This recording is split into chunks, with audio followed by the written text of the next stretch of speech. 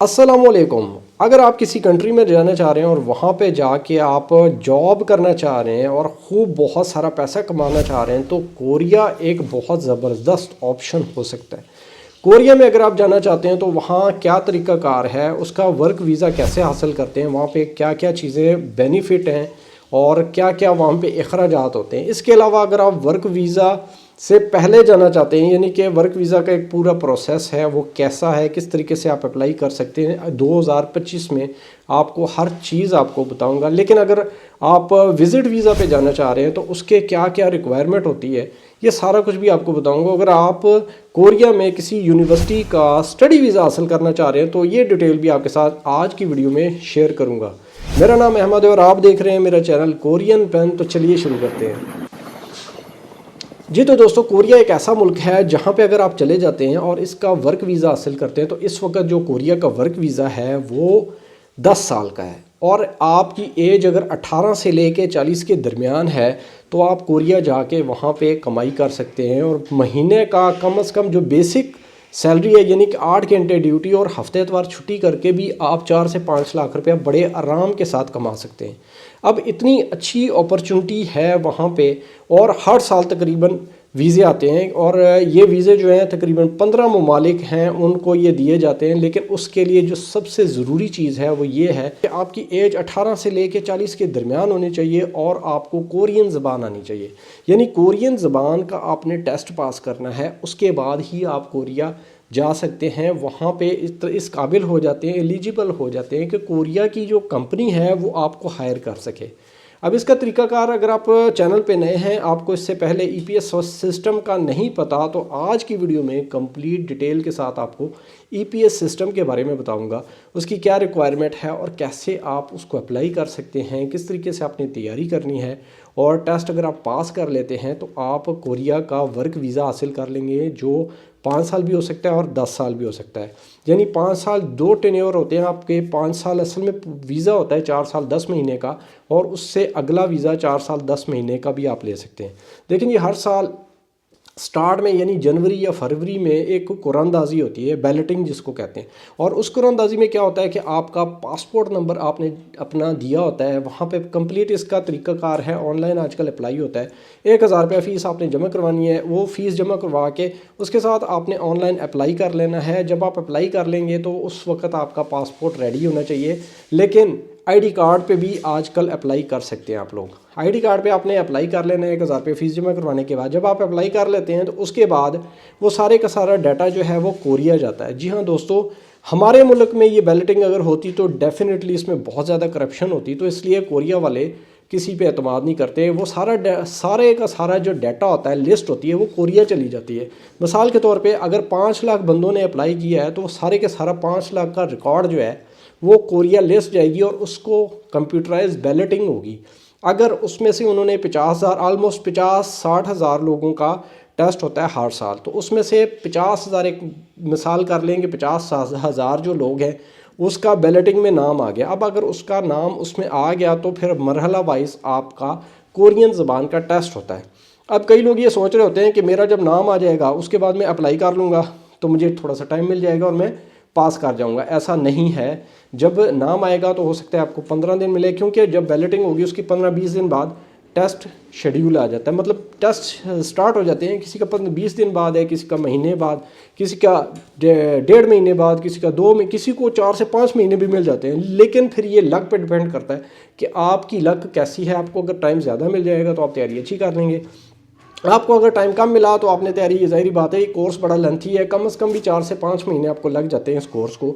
इसकी जो सिलेबस है वो मेरी जो वेबसाइट है वहाँ पे कंप्लीट सिलेबस पड़ा हुआ है और मेरे चैनल के ऊपर इसकी कंप्लीट वीडियोस कोर्स कंप्लीट है। सिर्फ आपने चैप्टर वाइज इसको देखना है। इसकी एक बुक 1 है, फिर एक बुक 2 है, फिर रीडिंग की एक बुक है, उसके 960 क्वेश्चन है, फिर लिसनिंग की एक बुक है, उसके भी 960 क्वेश्चन है। टोटल इसकी 4 बुकें हैं जिसमें आपका टेस्ट होता है रीडिंग का भी और लिसनिंग का भी। तो ये टेस्ट पास करना बहुत ही ज़रूरी है। इसकी ज़रूरत इसलिए भी है, जब आप कोरिया जाते हैं तो कोरिया की क्योंकि लैंग्वेज डिफरेंट है, तो वो जब आपसे मालिक बात कर रहा होता है या सुपरवाइज़र आपसे बात करता है, अगर आपको बिल्कुल ही नहीं समझ आएगी तो वहाँ पे सर्वाइव करना बहुत ज़्यादा मुश्किल है। इसलिए कोरिया ने ये रूल लाजमी रखा है कि आपने टेस्ट पास करना है। उसके बाद आपने एक स्किल टेस्ट होता है, जब आप ये टेस्ट पास कर लेते हैं तो उसके बाद आपने एक स्किल टेस्ट, उसमें मोस्टली ये होता है कि आप फिज़िकली फ़िट हैं, आपको कोई प्रॉब्लम तो नहीं है, तो जैसे हेपेटाइटिस बी सी ना हो, आपके जो चेस्ट का एक्सरे वो क्लियर हो, आपकी कोई हड्डी वगैरह ना टूटी हो, आप डिसेबल ना हो, तो फिर वो आराम से क्लियर हो जाता है। उसको क्लियर करने के बाद आप इस काबिल हो जाते हैं कि कोरिया की कोई भी कंपनी आपको सेलेक्ट कर सकती है। फिर जॉब रोस्टर फॉर्म यानी एप्लीकेशन फॉर्म आपने जमा करवाना होता है। वो जमा करवाने के बाद आप उस लिस्ट में आ जाते हैं, जिससे फिर कोरियन कंपनीज़ कांटेक्ट करके वहाँ से अपनी मर्ज़ी का बंदा निकाल लेते हैं। एचआरडी वाले सारे इस मामले को डील करते हैं। अगर पाकिस्तान में ओईसी है तो एचआरडी कोरिया की कंपनी है, कोरिया का इदारा है जो कि इस सारे मामलात को देखता है। इस सारे सिस्टम में अगर आप ये सोचें कि सिर्फ 2-3 महीने में आप सारा कुछ करके बाहर चले जाएंगे, तो ऐसा नहीं है। इसलिए इस सारे सिस्टम पे आपको 1 साल से 1.5 साल तक लग सकता है। 1 साल तो सारे का सारा प्रोसेस में ही लग जाएगा। जब आप जनवरी या फरवरी में अप्लाई करेंगे, फिर आपका टेस्ट होगा 3-4 महीने में, उसके बाद आपका फिज़िकल होगा, उसके बाद फिर आप जॉब फॉर्म रोस्टर फॉर्म जमा करवाएंगे। इस सारे मामले में 1 साल तो मिनिमम लग जाता है। उसके बाद फिर आपका वीज़ा आने में, किसी का वीज़ा देखें, कई लोग ये कहते हैं कि मैंने सारा कुछ कर लिया है सर, वीज़ा नहीं आ रहा। तो वीज़ा आना जो है ना, वो तो लक पे है। किसी का वीज़ा महीने बाद आ जाता है, किसी का 2 महीने बाद, किसी का 4, किसी के 6 महीने बाद। और आपको एक और बात बता दूं, कईयों का वीज़ा भी नहीं आता। यानी अगर आप इस सारे सिस्टम को क्लियर करके जॉब रोस्टर जमा करवाते हैं, जब रोस्टर वहाँ पे चला जाता है, उसके बाद आप 2 साल तक वैलिड है। 2 साल के अंदर अगर आपका वीज़ा आ गया तो ठीक, अदरवाइज़ आप 2 साल बाद एक्सपायर हो जाएंगे। अच्छा, एक और चीज़ आपको बता दूं, इसमें से तकरीबन 80% लोग कोरिया चले जाते हैं, मोस्टली चले जाते हैं। लेकिन जो लोग एक्सपायर हो जाते हैं तो फिर उनको नए सिरे से सारा कुछ करना पड़ता है। ये सारा सिस्टम जो है, इसको ईपीएस सिस्टम कहते हैं, और इसका जो टेस्ट होता है उसको बोलते हैं ईपीएस टॉपिक। अब इसकी तैयारी आप मेरे चैनल से कर सकते हैं, मेरे से ऑनलाइन क्लासेस भी ले सकते हैं, और मेरे पास पूरे पाकिस्तान से लोग आके यहाँ पे कोरियन ज़बान सीखते भी हैं। तो आप यहाँ पे आके, रावलपिंडी में मैं लोकेटेड हूँ, तो ये 3 से 4 महीने आप लगा के आप इस कोर्स को कर सकते हैं, और अगले साल 2025 में अप्लाई कर सकते हैं। अब बात करते हैं जी, अगर आप कोरिया में विज़िट वीज़े पे जाना चाहते हैं तो आज उसका क्या तरीक़ाकार है। देखें जी, अगर विज़िट वीज़े पे अगर आप जाना चाह रहे हैं तो उसकी तैयारी थोड़ी पहले से आपको करनी होगी। ठीक है जी, आपको अपनी बैंक स्टेटमेंट अच्छी बनानी है। आपको 6 महीने का बैंक स्टेटमेंट जो है वो देने, ठीक है, पहले। उसके बाद आपका वैलिड आईडी कार्ड हो और पासपोर्ट हो। पासपोर्ट आपका 1 साल तक वैलिड होना चाहिए। 6 महीने वाला भी चल जाता है, लेकिन कोशिश करें 1 साल से ऊपर आपका पासपोर्ट रेडी हो। उसके बाद अब आपने पहले थोड़ी सी बात कर दूं कि बैंक स्टेटमेंट आपके पास कम से कम विजिट वीज़े के लिए 13 से 14 लाख कम से कम होनी चाहिए। ठीक है, और उसकी ट्रांजैक्शन हो, यानी कभी आ रहे हैं पैसे कभी जा रहे हैं, तो इस तरीके से आप उसको मेंटेन करें 3 से 4 महीने। 3 महीने की भी आप स्टेटमेंट लगा सकते हैं, लेकिन अगर आप 6 महीने की स्टेटमेंट लगाएंगे तो वो ज़्यादा स्ट्रॉन्ग होगी। ठीक है ना, 12 से 13 लाख कम से कम होना चाहिए। उसके बाद दूसरी जो चीज़ है, आपका पासपोर्ट आपके पास है, ठीक है।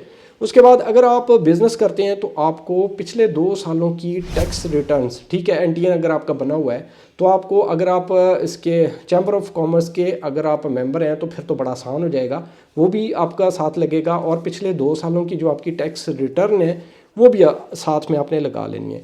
इसके बाद जो अगली चीज़ है वो है एफआरसी। अगर आप शादीशुदा हैं तब भी, अगर आप शादीशुदा नहीं हैं तब भी आपने नादरा में जाके वहाँ पे बोलना है कि मुझे एफआरसी चाहिए। तो एफआरसी की फ़ीस जो है वो 1000 रुपये है। तो 1000 में आपकी एफआरसी एक पेपर होता है जिसमें आपका सारा फैमिली का रिकॉर्ड होता है, तो वो भी आपने साथ लगानी है। ठीक है, इसके अलावा आपको कोरिया जब आपने अप्लाई करना है तो अपनी एक फ़ाइल तैयार करनी है, और फाइल में सबसे पहले नंबर पे जो चीज़ होगी वो आपका कवर लेटर होगा। अब कवर लेटर जो है ना, उसको आपने रेडी इस तरीके से करना है कि आपने प्रॉपर एक रीज़न देना है, मैं कोरिया क्यों जाना चाह रहा हूँ, मैं पाकिस्तान में ये करता हूँ, अब मैं कोरिया जाके ये करना चाह रहा हूँ। मिसाल देता हूँ, मैं अगर अप्लाई कर रहा हूँ तो मैं कहता हूँ जी मैं कोरिया में विज़िट करना चाह रहा हूँ और मैं हिस्ट्री से रिलेटेड मेरा सब्जेक्ट है, तो मेरा एक चैनल है, मैं हिस्टोरिकल प्लेसेस को विज़िट करना चाह रहा हूँ, और मैं फ़लाँ जगह भी जाऊँगा, मैं उधर भी जाऊँगा, मैं उधर भी जाऊँगा, मैं उधर भी जाऊँगा, ये मेरा प्लान है। तो आपने एक प्लान बताना है उनको कि मैं कोरिया क्या करने जा रहा हूँ, मैंने किधर किधर जाना है, ठीक है। और ये भी बताना है उसको कि मैं 2 महीने रहूँगा, मैं 3 महीने रहूँगा। इस तरीके से आपने एक ना कवर लेटर खूबसूरत सा बनाना है और वो फ्रंट पे लगेगा, उसके नीचे बाकी चीज़ें लगेंगी। इसके अलावा आपको कोरिया की फ़्लाइट जो होती है, डमी फ़्लाइट का एक टिकट, यानी कि वो ओरिजिनल नहीं होता, किसी भी आप इंटरनेट से जाके वो डमी टिकट निकलवा सकते हैं। देखें, डमी टिकट का फ़ायदा ये होता है कि वो ये समझते हैं कि आपने टिकट ऑलरेडी कराया हुआ है, जैसे ही आपका वीज़ा ना, आपने इसको कैश दे के मतलब उस टिकट को हासिल कर लेना है। डमी टिकट हर जो एयरलाइन है वो दे देती है। जैसे कि मैंने एक मिसाल दी कि मैंने अगले महीने 15 तारीख को कोरिया जाना है, तो मैं आज उसकी डमी टिकट निकलवा लूँगा। वो मुझे कहेंगे ठीक अभी पैसे देने हैं कार्ड से तो अभी दे दें, नहीं तो हमारे पास टाइम होता है कुछ, यानी कि फ़्लाइट से पहले 3-4 दिन पहले या हफ्ता पहले या अभी 15 दिन बाद मैं करवा लूँगा जमा, ठीक है जी। तो वो डमी टिकट निकल आता है और उसकी कंफर्मेशन जो है वो फिर फ़्लाइट से पहले 1 हफ़्ता पहले तक वो कर लेते हैं। अगर हमने पैसे नहीं जमा कराए तो फिर उसको कैंसिल करना ही वो बात का मसला है, ठीक है। डमी टिकट निकलवा लेना है। इसके अलावा जो आपने अपने कवर लेटर में एरिए बताए थे ना, मैंने इधर भी जाना है इधर भी जाना है, उस हिसाब से आपने जो फर्स्ट पॉइंट होना है ना, मिसाल के तौर पे मैं सोल जा रहा हूँ, मैंने इत्तेवान विज़िट करना है, मैंने कोरिया की मस्जिद देखनी है जो सबसे बड़ी मस्जिद है इत्तेवान में, तो वहाँ से मैंने स्टार्ट करना है। मैंने वो जो एरिया है सारे का सारा, जहाँ पे बहुत सारी की सारी जो एम्बेसीज़ हैं, मेन एरिया दिल है कोरिया का सियोल के अंदर इत्तेवान, तो मैं पहले उधर जाना चाह रहा हूँ। तो मैं क्या करूँगा कि इत्तेवान के किसी होटल का डमी जो है ना वो निकलवा लूँगा, ठीक है, रिजर्वेशन। अब डमी रिजर्वेशन भी बड़े आराम से निकल जाती है। होटल वाले कहते हैं पेमेंट अभी करेंगे कि बाद में, जब चेक इन करेंगे तो तब पेमेंट कर लेंगे। आपने ये बोलना है, उधर ऑप्शन में लिखा होता है, आपने वो जनाब निकलवा लेनी है। 1 महीने का आपने रिजर्वेशन करवा के तो वो आपने निकलवा लेना, वो भी डमी होगा, ठीक है, यानी कि उस पर वो फेक नहीं होगा, ओरिजिनल होगा। डमी का मतलब ये है कि आपने फ़ीस नहीं देनी, फ्री में निकल जाएगा। अब ये सारी की सारी जो चीज़ें आपको गिनवाई हैं, ये आपने कंप्लीट तैयार करके एक फ़ाइल में, तो इस्लाम अब 2 जगह से आप अप्लाई कर सकते हैं। अगर पाकिस्तान में आप हैं तो आप इस्लामाबाद से भी अप्लाई कर सकते हैं जो कि एम्बेसी है, और कराची में इसका कौंसलेट है कोरिया का, तो वहाँ से भी आप अप्लाई कर सकते हैं। अब जनाब 2024 से पहले तक इनविटेशन भी चाहिए होती थी कोरिया के लिए, अब इनविटेशन नहीं चाहिए। 2024 से उन्होंने अपनी जो सियाहत है उसको फ़रोग़ देने के लिए इनविटेशन वाला काम ख़त्म कर दिया है, तो बहुत ईजी हो गया है। तो आपने बग़ैर इनविटेशन, यानी कि वहाँ से किसी ने आपको इनवाइट नहीं किया हुआ, आप बग़ैर इनविटेशन के कोरिया विज़िट पे जा सकते हैं। तो आपने जनाब ना ही आपको अपॉइंटमेंट की ज़रूरत है किसी भी जगह पे। जैसे अगर आप कराची के लिए कराची से कर रहे हैं अप्लाई, ठीक है, कौंसलेट से, या कोरियन एम्बेसी इस्लामाबाद से आप कर रहे हैं, तो आपको अपॉइंटमेंट की ज़रूरत नहीं है। आपने क्या करना है, सीधा सीधा शटल सर्विस पकड़ के इस्लामाबाद एम्बेसी में चले जाना है, ठीक है। उसका टाइम याद रखिएगा, सुबह के टाइम ही है, 9 से शायद 1 बजे तक है या इस तरह कुछ है, वो आप चेक कर सकते हैं वेबसाइट पे जाके। तो आपने सुबह के टाइम में 9-10 बजे के करीब आपने अपनी फ़ाइल रेडी करके अपने शटल सर्विस पकड़ के आपने कोरियन एम्बेसी में जाना है। अपॉइंटमेंट की ज़रूरत नहीं है। वहाँ से पहले फ़ीस होती थी 12,000, अब शायद 18,000 फ़ीस है, वो आपसे ले ली जाएगी और आपकी फ़ाइल वहाँ पे जमा हो जाएगी। अब इसका जो ड्यूरेशन है वो 15 दिन है। 15 दिन के अंदर अंदर आपको पता चल जाएगा। आपको ईमेल एड्रेस ज़ाहिर आपने देना होगा, तो ईमेल एड्रेस के ज़रिए वो या फ़ोन कॉल पे वो आपको बता देंगे कि आपका वीज़ा लग गया है या नहीं लगा, ठीक है जी। ये सारा तरीक़ाकार है। अब इस पे अगर आपने, इसका एक फॉर्म भी होता है, ठीक है, वो आपने जमा करवाना है। आप निकलवा के उसको फिल कैसे करना है, इसका ऑनलाइन एक फॉर्म निकलता है, वो आपने निकाल के उसको फिल करके ना उसका प्रिंट आउट ले लेना। उधर उनके पास भी चला जाता है, इधर आपके पास भी। वो फिल करने का तरीका भी इससे अगली एक वीडियो में मैं बना दूंगा, वो आपने साथ लगाना। वो जॉब एप्लीकेशन, इसका वीज़ा एप्लीकेशन होती है, उसको आपने फिल करना होता है, ठीक है ना। ये सारी चीज़ें ज़रूरी हैं। और साथ में 18,000 रुपये इस वक्त लग रहा है, तो आप कोरिया जा सकते हैं विज़िट वीज़े पे। अब इसके जो रेशो है वो कैसा है, अगर आपके फ़ाइल अच्छी रेडी हो जाती है, जो जो चीज़ें मैंने आपको बताई आल की आल आप कंप्लीट कर लेते हैं, तो इसमें वीज़ा लगने का जो रेशो है वो 80% है, यानी कि बहुत ज़्यादा ये वीज़ा दे रहे हैं। तो बड़ा आसान है, लेकिन चीज़ें आपने पूरी रखनी है अपनी, ठीक है। अब तीसरी चीज़ जिसके बारे में लोग बहुत ज़्यादा सवाल कर रहे होते हैं कि सर जी हमने कोरिया का जो स्टडी वीज़ा है वो हासिल करना है। देखिए, स्टडी वीज़ा हासिल करने के 2 तरीके हैं। अगर आपने आइल्स किया हुआ है तब भी उसका बैंड वगैरह कितना चाहिए वो मैं आपको बता दूंगा वो कितना चाहिए आपको। उसके अलावा इंग्लिश में अगर आपने जो आइल्स होता है उसका बैंड वो आपने क्लियर किया हुआ है, तो तब भी आप कोरिया की किसी यूनिवर्सिटी का स्टडी वीज़ा हासिल कर सकते हैं। इसके अलावा अगर आपने टॉपिक का लेवल 2 का लेवल जो टॉपिक 2 है उसका लेवल 3 अगर पास किया हुआ है या उससे ऊपर आप जाते हैं, तो वो आपको स्कॉलरशिप भी मिल जाती है, ठीक है। टॉपिक 2 का लेवल 3 ये नमल यूनिवर्सिटी में आपने पेपर दे के वहाँ से आपने टॉपिक 1 का भी होता है पेपर, टॉपिक 2 का भी पेपर होता है। तो आपने कोशिश करें इसकी, देखें पहले से तैयारी करनी पड़ेगी। अगर आपका देखें बैकग्राउंड में अगर आपने स्टडी की हुई है, आप बहुत ज़्यादा पुराने बंदे नहीं हैं, यानी कि कोई आपको 6-7 महीने या साल पुरानी आपकी स्टडी चल रही है, ठीक है, या एक होता है ना 6 साल बाद मुझे ख्याल है आगे मैं पढ़ लूँ और कोरिया का वीज़ा इसका स्टडी वीज़ा हासिल कर लूँ तो ज़रा मुश्किल हो जाएगी, ठीक है ना। अगर मिसाल ली कि मैंने अभी अभी FSC की है तो मैं कोरिया के लिए अगर अप्लाई करता हूँ स्टडी के लिए तो ज़्यादा आसान होगा। उसके बाद आपने इसकी तैयारी ज़रा पहले से कर लें। आपने पहले को टॉपिक 1 का दे दें पेपर। अच्छा, ज़रूरी नहीं होता कि आपने डायरेक्ट अपना टॉपिक 1 का दे के फिर ही टॉपिक 2 का देना, आप डायरेक्ट टॉपिक 2 का भी दे सकते हैं, लेकिन टॉपिक 1 का अगर देंगे तो ज़्यादा अच्छे तरीके से आपको प्रिपेयर हो जाएंगे और आपको अंदाज़ा भी हो जाएगा कि नमल में किस तरह पेपर होता है, ठीक है ना। नमल जिस शहर में वहाँ पर आप अप्लाई कर सकते हैं, टेस्ट होता है इस्लामाबाद में है, ठीक है ना। अप्लाई करने का तरीका वो ऑनलाइन आप अप्लाई कर सकते हैं, इसका कोई इतना इशू नहीं है। आपके डॉक्यूमेंट्स बाय पोस्ट भी आ जाते हैं इधर नमल में। तो नमल जो इस्लामाबाद है वही आप से टेस्ट लेगी, अलबत्ता तैयारी आप नमल की किसी भी इदारे से किसी भी शहर में आप कर सकते हैं। जब आपका टेस्ट होगा आपने इधर आ जाना है, टॉपिक 1 का पहले कर लें, फिर टॉपिक 2 कर लें। अब टॉपिक 2 का लेवल 3 है और उससे ऊपर जब आप कर लेते हैं तो आपको स्कॉलरशिप भी मिल जाती है। ये 30% से ले के 90% तक स्कॉलरशिप जाती है, लेकिन उसके लिए आपकी कोरियन लैंग्वेज बड़ी अच्छी होनी चाहिए।